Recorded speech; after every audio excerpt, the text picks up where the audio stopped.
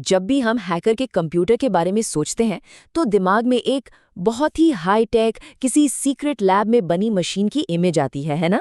लेकिन क्या ये सच में ऐसा होता है? जवाब शायद थोड़ा चौंकाने वाला है। चलिए आज इसी राज से पर्दा उठाते हैं कि एक आम कंप्यूटर और एक हैकर के कंप्यूटर में असली फर्क आखिर है क्या। तो सबसे बड़ा सवाल यही है, क्या हैकर्स भी वही विंडोज़ या मैक यूज़ करते हैं जो हम सब अपने रोज़ के काम के लिए करते हैं, या फिर उस काली स्क्रीन के पीछे उस मशीन के अंदर कुछ बिल्कुल अलग ही चल रहा होता है। देखिए, सच तो ये है कि एक माहिर इंसान किसी भी टूल से अपना काम कर सकता है, लेकिन जब बात उनके पसंदीदा सेटअप की आती है तो एक बहुत बड़ा और एक फंडामेंटल फ़र्क सामने आता है जो उन्हें बाकियों से एकदम अलग कर देता है। और ये फ़र्क कंप्यूटर के हार्डवेयर में, मतलब उसकी कीबोर्ड, स्क्रीन या प्रोसेसर में नहीं है। इसको ऐसे समझिए, मान लीजिए दो एक जैसी गाड़ियां हैं, एक को कोई नॉर्मल इंसान चला रहा है और दूसरी को एक प्रोफेशनल रेस कार ड्राइवर। गाड़ी तो सेम है, लेकिन चलाने वाले की वजह से परफॉर्मेंस में ज़मीन आसमान का फ़र्क आ जाता है। हैकर्स की कंप्यूटर के साथ भी बिल्कुल ऐसा ही है। असली खेल मशीन का नहीं, बल्कि उस पर चल रहे सॉफ्टवेयर का है। तो चलिए अब इस सबसे बड़े फ़र्क को ज़रा और करीब से देखते हैं, और ये फ़र्क है ऑपरेटिंग सिस्टम का, यानी ओएस। किसी भी कंप्यूटर का दिमाग यही ओएस होता है जो उसके सारे काम को कंट्रोल करता है। यहाँ पर तस्वीर एकदम साफ हो जाती है। एक तरफ है हम जैसे आम यूजर्स जो ज्यादातर विंडोज या मैक ओएस इस्तेमाल करते हैं, और दूसरी तरफ है सिक्योरिटी प्रोफेशनल्स और एथिकल हैकर्स जो काली लाइनक्स या पैरेट ओएस जैसे सिस्टम्स को चुनते हैं। पर सवाल यह है कि आखिर क्यों? इसका जवाब इन ऑपरेटिंग सिस्टम्स की बनावट में ही छिपा है। इसका जवाब इन्हीं खास ऑपरेटिंग सिस्टम्स के अंदर है। इन्हें सिर्फ एक ओएस की तरह नहीं, बल्कि एक सीक्रेट टूल बॉक्स की तरह समझना चाहिए।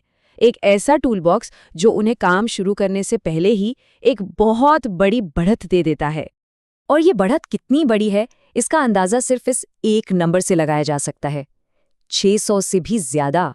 तो इस 600 प्लस का मतलब क्या है? इसका मतलब है 600 से भी ज़्यादा पहले से इंस्टॉल किए हुए टूल्स। ये वो खास औजार हैं जो सीधे सीधे सिक्योरिटी टेस्टिंग के लिए ही बनाए गए हैं। मतलब एक टूल किसी नेटवर्क की कमजोरियां ढूंढ सकता है तो दूसरा किसी सिस्टम के पासवर्ड्स को क्रैक करने की कोशिश कर सकता है। सोचिए, किसी बहुत बड़े सिस्टम में एक छोटी सी कमी ढूंढना भूसे के ढेर में सुई खोजने जैसा है। ये टूल्स उस पावरफुल मैग्नेट की तरह हैं जो उस सुई को सेकंडों में खींचकर बाहर निकाल लाते हैं।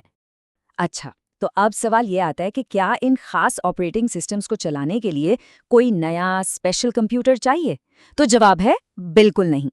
इन्हें एक आम लैपटॉप या कंप्यूटर पर चलाने के दो मेन तरीके होते हैं। पहला तरीका है वर्चुअल मशीन, मतलब अपने मौजूदा विंडोज या मैक के अंदर ही एक दूसरे कंप्यूटर को एक ऐप की तरह चलाना। ये तरीका नए लोगों के लिए बेस्ट है क्योंकि ये सेफ है और इससे सेटअप करना भी आसान होता है। दूसरा है बूट मेथड, जिसमें कंप्यूटर को सीधे काली लिनक्स या पैरेट ओएस में ही स्टार्ट किया जाता है। इससे कंप्यूटर की पूरी पावर उसी ओएस को मिलती है। इसलिए जो एडवांस्ड यूजर्स होते हैं वो बेहतर परफॉर्मेंस के लिए इसे ही चुनते हैं। तो हमने टूल्स और टेक्नोलॉजी की बात तो कर ली, लेकिन यहाँ असली सबक सिर्फ टेक्नोलॉजी का नहीं है, बल्कि एक ज्यादा बड़ा सवाल है। और मुझे लगता है कि ये लाइन इस पूरी बातचीत का निचोड़ है। एक हैकर की सोच और उनका ज्ञान इतना मजबूत होता है कि वो चाहे तो एक नॉर्मल कंप्यूटर पर भी वो काम कर सकते हैं जो दूसरों के लिए नामुमकिन लगे। इससे एक बात तो साफ है कि टूल से ज्यादा जरूरी उसे चलाने वाला होता है। तो आखिर में ये सवाल हम सबके लिए है, क्या कोई औजार अपने आप में पावरफुल होता है या फिर उसे इस्तेमाल करने वाला इंसान?